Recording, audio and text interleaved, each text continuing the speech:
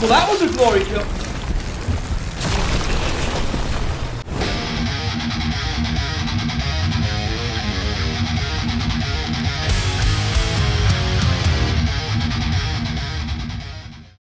Today is a good day.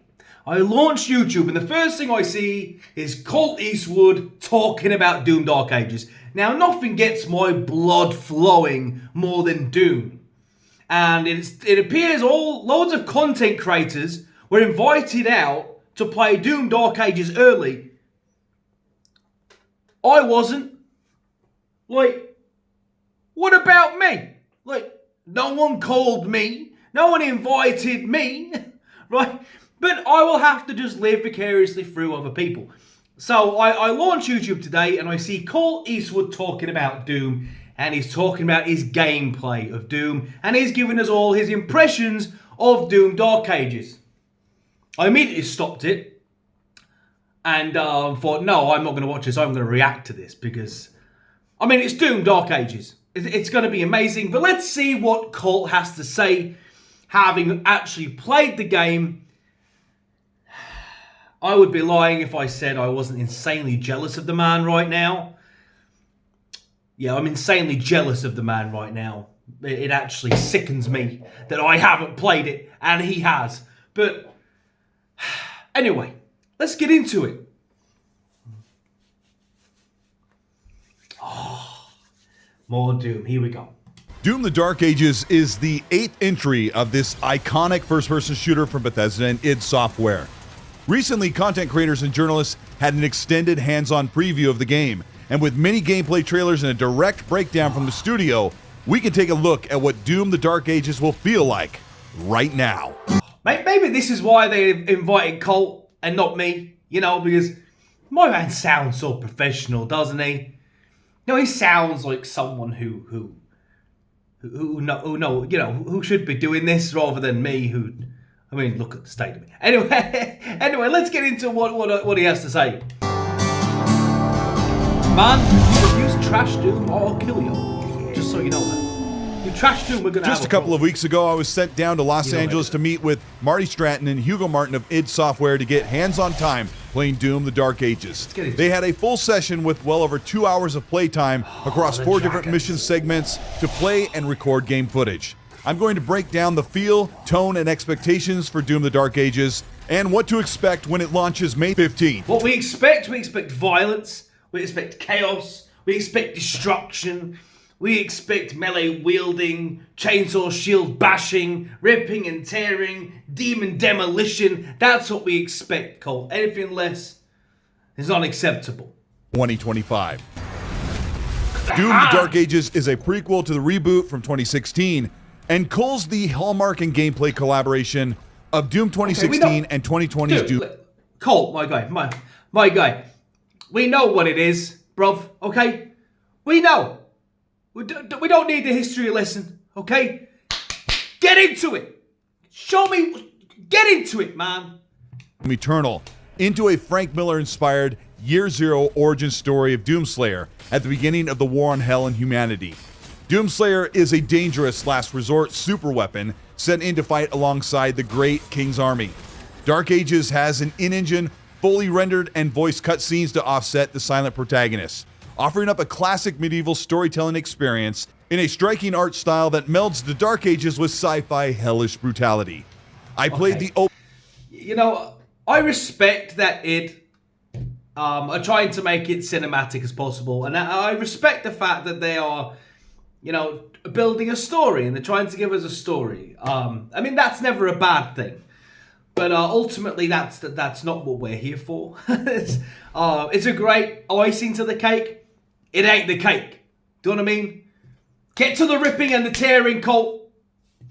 Come on. Opening level with the introduction to the regular shotgun, movement and combat mechanics, which we'll get into in just a moment. I got 10 minutes of Titan gameplay, and these levels are the Titan gameplay. Look, now we're talking, right? Doom Titan game. Listen, when they started making this, the only marketing they really needed to say was, Doom Dark Ages, you're going to buy it. And people would have gone, are we? Yes, you're going to buy it. Do you have a trailer? No, we don't. We're not going to show you a trailer. We're just gonna say one thing. Titan gameplay. That's it. That's it. Oh, okay. I get to box giant demons and a Titan and a mech. All right. Say no more. I'm done. But I'll let Colt show you. Let's watch it. Perfect pace breaker for the on-foot gunplay of Doom. The Titan slows down the feel Imagine of the if this game, was which VR. amplifies the immersion of being inside a 30-story walking mech. You also have slow Godzilla-like melee combat, which is mapped to the triggers, like you're controlling the Titan, I hope, beating like, down huge hellish enemies. My only wish is, my only real, I would like to do this. Like, I know it's not going to happen. I know, like, we're fighting, like around, like, small buildings, but I really wish we could, like, do this in, like, a populated area and, like, spot and kick the demons, like, through buildings and shit. I hope that's a thing we can do. Because this looks so fucking fun. Like, how can that not be great? How can that not be great? That is what gaming is about. Punching a giant demon in the face in a giant mech. That's what it's about, man. It ain't about artsy storylines. It's not about political propaganda. It's not about any of that. It's about taking a big giant metal fist and slamming it into the face of a demon. That's what it's about, bruv. Beating down huge hellish enemies that are just as big as you, and smashing through a destructible environment, making you feel like a hulking tank that is larger than life. The parry mechanics come into play, a timing deflection, beatdown, and destroy. You see that uppercut, my guy? That was more brutal than the time that Alistair Overeem got uppercutted by Francis Ngannou. Do you remember that? Remember that? I'll show you. Here it is. Maynard's phone to try to get a matchup with Ngannou. Down goes the Reem. That was more brutal. Let's go back and check that out again. The feel of the game, which amplifies the immersion of being inside a 30-story walking mech. You also have slow Godzilla-like melee combat, which is mapped to the triggers, like you're controlling the Titan, beating down huge hellish enemies that are just as big as you, and smashing through a destructible environment, making you feel like a hulking tank that is larger than life. The parry mechanics come into play, a timing deflection, beatdown, and destroying of colossal enemies. This is such a departure from the fast-moving bullet hell levels that will make up most of your time with Doom, but I did not get to see more of what the Titan levels have to offer. It said that the Titan is not a one-off level and will reoccur throughout the campaign, has its own upgrades and progression system. The Titan was the only underwhelming thing from this gameplay session, but it was immediately followed up with an extended... Okay, so, a few things there. This isn't a one-off thing. I always assumed it was just a one-off segment in the game, right? One epic part of the game. But it's not. It's a reoccurring thing, and we have, like, it has its own upgrades. Yo, man. I don't even know what to say about that. What is interesting is Colt said that. Listen to what man said. Colt, I don't understand you, bruv. Listen to what man just said. Listen to this. The Titan was the only underwhelming thing from this gameplay session, but it was immediately followed up with... The Titan was the only underwhelming part of the gaming session?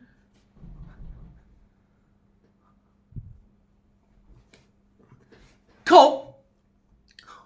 Bruv? What the fuck are you talking about? You just showed me a giant mech boxing the hell out of demons, uppercutting one so hard it nearly flew off into space. Nothing about that looks underwhelming, my guy. Everything about that looks glorious. So you can't just say that and then not explain it in more detail. What do you mean underwhelming, bruv? What do you mean underwhelming, my guy? But let's continue what Carl has to say. Underwhelming. This is why they should have invited me. They should have invited me. Let's see what else he has to say. Extended level of the Flying Dragon. I got over 30 minutes of the Dragon level, which was made up of flying and dismount. Okay, I hate to keep pausing, but listen, there's a rule. There's a sort of... look, this is the way I look at fiction, okay? Everything is better with a dragon in it. Everything. Dragons fix everything, bro. Right? Dragons in Doom. Let's get into it. Mounting to get on foot, flying around in the dragon reminded me of Transformers War for Cybertron in the 2010s, with side-strafing, heavy-mounted guns, and fast-pitch yawn roll movement, which was easy to Look at control. this shit, Sometimes man. the dragon felt a bit slow, but could be sped up through long level segments. You're There was a riding on a combat dragon, sequence bro. where I was circle-strafing a large flying ship and taking out sentry guns, and timing parry deflections to weaken the armor of the ship so I could get inside to take down the core, enter its hull, and break it into a million pieces. Let's talk about the combat for Doomslayer when Look, you're man. on foot. This game seems to offer a lot of versatility in its gameplay. The mechs were enough. They didn't need to give us a dragon, right? They didn't need to do that. They could have given us mechs. There was no reason for them to do that, right? That they could have left that. They didn't have to do that. They did that because id are legends, right? They are goated. And they don't care about what they have to do. They do what they want to do to make the game as perfect and as fun as they possibly can. The inclusion of the dragon really shows you where their mind was at when they put this game together. Right? It really does show you the mentality they had in the development of this game. Because they are just going all out to give you the most epic, fun, and grand game that they can. I mean, the fact that mechs isn't a one-off thing, and it's like its own little mini-game within the game, which you can upgrade, and bruv, it's Doom, man. Like, it's Doom dialed up to 1,000,000. As long as JTech doesn't play this, every part of the gameplay you ever see is going to be great. Let's see what else is to say about the combat. I know some people have had a few criticisms of the combat. These people are crazy. People thinking it's too slow. These people are crazy. People thinking that they don't. You know, a lot of people have tried to downplay it. Those people are crazy. Let's see what Colt has to say. It feels like a modernized Doom 2, with mostly level fighting grounds and fairly slow-moving shots from the enemy that you either need to stray. Yeah. So, anyone not familiar with the original Doom 1 and 2, this is what I and a lot of other Doom fanatics, sort of, you know, diehard long-term Doom fans picked up on, is that it is very, very much a throwback to the original Doom in the way that projectiles are managed, in the way they are presented to the player.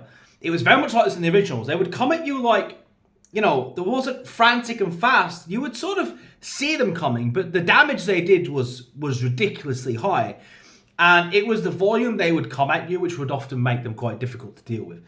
Yeah, its presentation, how projectiles are really, it does give you a bit of a nostalgia spike, because that's how it was in the original Doom. Right? They would fire these little balls at you, and you would see them coming. But if they hit you, man, they did damage, especially on high difficulty levels, man. They would be brutal. So, yeah, he's right. It is akin to Doom 2 and Doom 1. And dodge to avoid, or wait and parry green that projectiles. fucking This new flails, combat bro. feature of deflecting enemy attacks either from guns or melee strikes is obviously one of the major mechanics that have shifted the Kraken? tone and the feel of Doom: The Dark Ages. Waiting on green attacks sets up a parrying window that will, once deflected, sound a large church bell Oh! that hits the enemies with so much force it can break off armor and stun them, allowing you to run in and attack with melee. Doom: The Dark Ages offers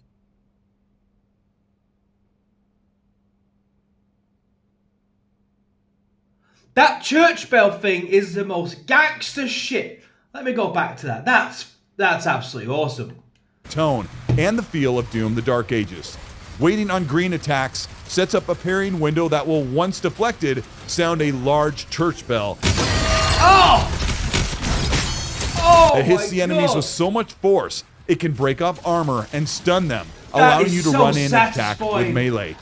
Doom: The Dark Ages offers you some 15 weapons you can constantly shoot at enemies with as long as you have ammo, but it seems like half of the combat was made to rush in, bash, and rip apart enemies. Yes. Ammo and health is no longer solely dependent on glory kills or melee strikes to heal up or replenish ammo, as these items are all liberally littered around the world to keep you moving and get pickups to stay into the fight. The opening level teaches a couple of different mechanics to deflect and stun enemies, and in Doom: The Dark Ages they have sort of removed the glory kill system. In previous I know this has been very controversial, this glory kill, removing the glory kills. And I won't lie, I'm sort of in the camp that I wish they hadn't done that. It never really felt to me like... Now, the argument has been that removing the glory kill system frees up the pace of the game because the gameplay isn't paused for the animation. But the animations were so short, it never felt to me like it was a break in the gameplay. As soon as the animation would finish, it would straight back into the gameplay. I always felt like it melded and blended really, really well. I never really felt that way about it. So it's going to be interesting to see what Colt says about this. I was sort of in the camp that, I think I'd rather the glory kills. But let's see how it just feels like that's something that they took away from the game, which never hurt the game. Do you know what I mean? Why fix what's not broken is sort of my mentality there. But I haven't played it, so he has. So maybe Colt can offer a fresh perspective and win me over with this. So let's see. Games, you just waited until an enemy was stunned so that you could let the game take over with 4 or 5 different glory kill animations. Yeah. It said that we used to wait several seconds for these glory kill animations to take over in game, which essentially stopped our actual gameplay behind the controls. Did it though? I mean, yeah, for a brief second. Like, I don't think anyone felt, oh, this is disrupting the pacing. I don't think anyone felt that way. Let me know in the comments what you think. I don't think anyone felt that way about the glory kills. Although I would argue they did get maybe a bit repetitive after you played Doom for so long. So actually, there was a point where after you'd seen all the animations and the sort of novelty of it where it wore off, it was just so... Yeah, I suppose... After so long, actually... Let me see what else he has to say. But after so long, actually, yeah, I suppose.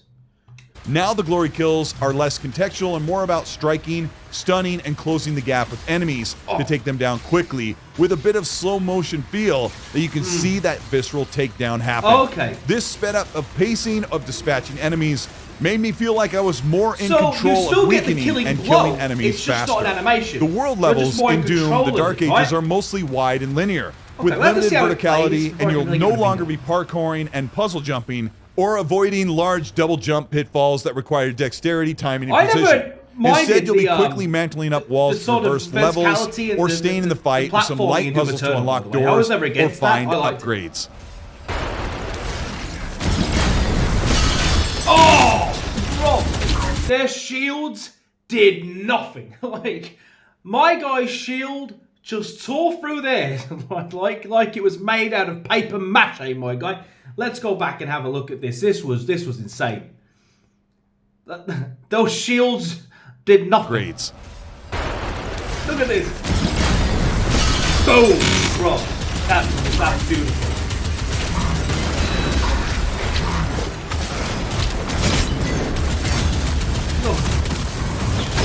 This is good. After I got some time with the Titan level and the Dragonflight, we had an hour or two to play a Siege level, which is a Siege level. recurring gameplay segment, which feels like an enclosed Lord of the Rings battlefield.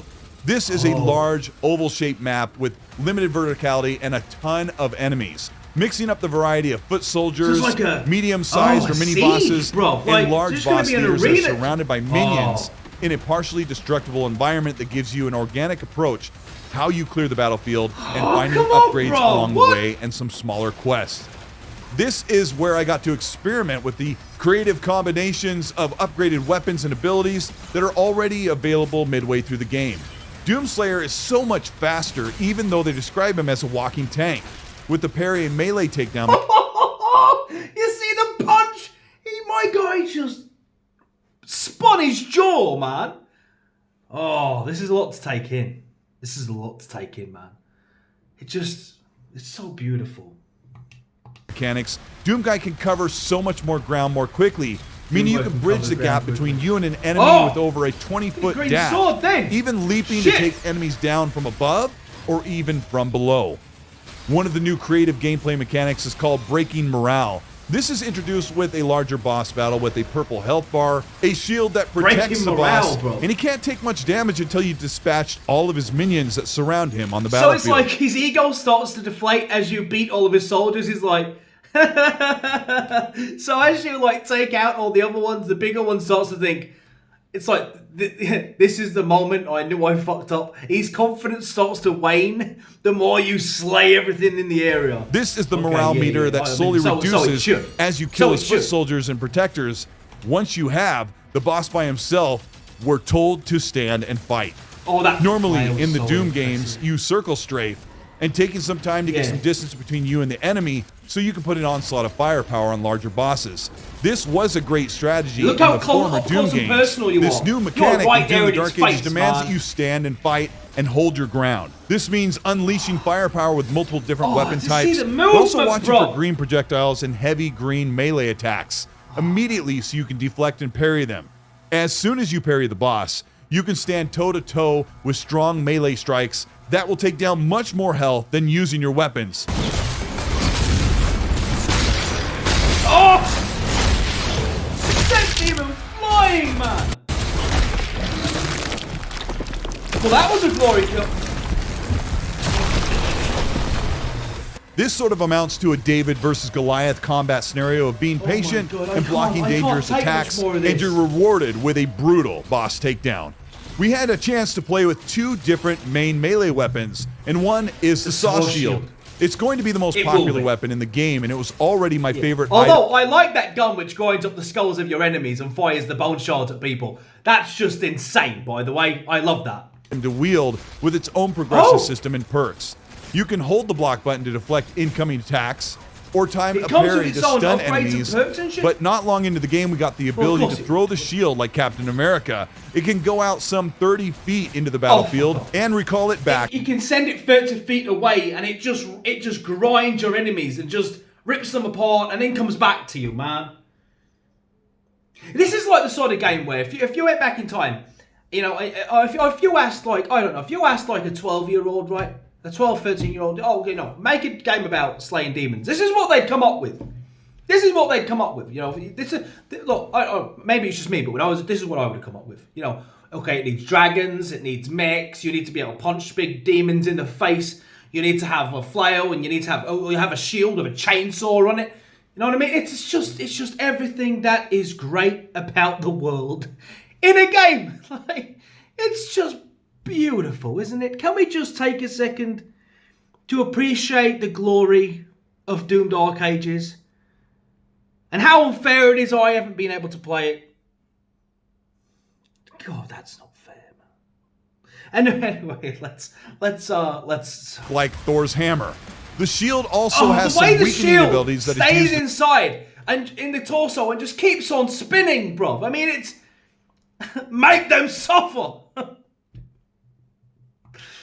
Set enemy armors to a molten state. Setting an enemy to molten will make them glow orange, and this signals a shield throw to break molten armor off of enemies or knock shields off of them completely. This especially works for groups of enemies in formation with large shields blocking their body. To molten the shield, throw your buzzsaw shield to break their guard, and then gun them down or close the gap for a melee kill. The other melee weapon we got was the flail, a wood, chain, and steel medieval melee weapon that is used for close encounters, devastating glory kills that will knock armor off of enemies and bash their skulls open with a satisfying, visceral, brutal takedown. Everything about Doom is choice and creativity, and be able to switch between the shield and the flail, and the menu system means you don't have to be set with one style of gameplay, even throughout a single level. In this respect, Doom the Dark Ages feels half as much of a melee game as it is a first-person shooter. As a melee game as it is a first-person shooter, my guy. So we're going to be able to switch between the shield and the flail on the fly in real time. Oh my god! So I can throw my shield like a crazy Captain America, right? And then whip out my flail, start swinging that shit, take back my shield. If you're not sold on Doom, then what are we even doing here, man? Like, what is this? If you're not sold on this by now, I don't know what to tell you. Day one on Game Pass, by the way. Boom. And this was very satisfying. My time with Doom was mostly centered around limited access to a quarter of the weapons, only a small taste of the perks and abilities, and the breadth and scope of a hellish landscape we will be fighting in. The visuals, graphics, and fluid combat were uncompromising. The pacing afforded by mixing things up with melee and conventional guns and colossal levels playing in the Titan or flying around in the Epic Dragon. This tells me that Doom the Dark Ages will be a very well-paced, brutal and creative, well-delivered, single-player action-adventure first-person shooter. Doom the Dark Ages is set to release May 15th, 2025, so everyone only has about a month to wait to play the game. This hands-on preview gets me really excited to play the changes that Doom Eternal needed, and happy to see things circle around from Doom 2016. Doom the Dark Ages couldn't have come at a better time when fans are starving for mature, classic, brutal, and creative first-person shooters. I can't wait to see where Doomslayer's story takes us. This over 3-hour preview, hands-on, makes the wait until May even longer. Okay, Colt, thank you for that, man. I appreciate you getting to do what I couldn't, and I appreciate the preview. Look, man, I wasn't going to watch any more gameplay because I already know. I try not to see too much gameplay of a game I know I want. Like, I didn't want. Thankfully, Colt did a really, really good job of previewing this without spoiling anything. And I really appreciate that, Colt. That was a fantastic way to preview the game. He really didn't. He didn't tell us anything we didn't know. Instead, all he did was expand on that which we did. And I really thought the way you did that was absolutely masterfully done. Still don't understand how the mech gameplay was underwhelming. I don't understand what you mean. But I am a Doom fanboy, so it's going to be very hard for me to be critical of Doom. My God, I don't know what else to say, man. That was a lot to take in. It just looks absolutely amazing, man. It just looks brilliant. It just... Yes, I will be, not like anyone is asking, but I will be streaming my playthrough of Doom. I cannot not stream that. I'm going to put all those sliders up, man. Doom is the one game I will not play on easy. I absolutely cannot wait for Doom. So I will see you guys at the other side. Cole, great video. My excitement levels for Doom just reached astronomical levels. And I'm not sure how I'm going to contain and deal with that. I'd probably need to go for a nap now. Because I got a bit too excited watching that. But anyway, guys, what do you think about Doom? Let me know in the comments below. Are you excited for it? Is this your first Doom? Surely it's not your first Doom. That would be crazy. What was you? Was you someone who preferred 16, preferred Doom Eternal? What? Where do you sit? Personally, I think Doom Eternal is one of the greatest games ever made. I'll die on that hill. Sorry, I think Doom Eternal was magnificent. Cannot wait for this. Until next time. You know I'm terrible at ending videos, so just that's it. I'm turning it off now. Right? The video's done. Now it's awkward. Now it's awkward now. I should just press the button, right? Okay, I'm just gonna press it. I'm just gonna press it. Well, I don't know why I haven't pressed it yet.